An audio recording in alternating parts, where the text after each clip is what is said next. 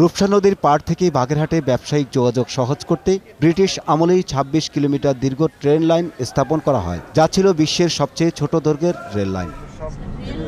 কালের বিবর্তনে সেই রেল যোগাযোগ বন্ধ হয়ে যাওয়ায় অস্তিত্ব নেই স্টেশনগুলোর। ফলে সরকারের প্রায় ৫০০ একর জমি বেদখল হয়ে গড়ে উঠেছে বসতভিটা ও দোকানপাট।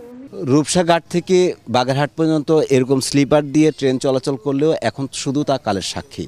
স্থানীয়রা বলছেন, এই যোগাযোগ ব্যবস্থা বন্ধ করা হলেও স্লিপার তুলে নেয়ায় দখলের প্রতিযোগিতা বাড়ে দিনে দিনে। তাই অনেকেই বলতে নারাজ কারা দখল করেছে রেলের সম্পত্তি। লিজ আনছে কিনা এটা তো আমরা, তবে যার যার সীমানা জমি সেই ঘিরে নিয়ে গেছে। বেশিরভাগই হলো জবরদখল হয়ে এখন ভোগ হচ্ছে। রেলের কর্মকর্তারা কিছু আছেন, সরাসরি বলতে পারবো না আর কি। খুলনা রেলের ভূ সম্পত্তি বিভাগের কর্মকর্তা স্লিপার বিক্রি ও সম্পত্তি দখলের কথা স্বীকার করে বলেন, কিছু জমি বন্দোবস্ত দেওয়া হয়েছে, বাকিগুলো দখল করে আছে স্থানীয়রা। স্টেশন বিল্ডিং, তারপরে ওই রেল লাইন সব অকশনে দিয়ে দিচ্ছে।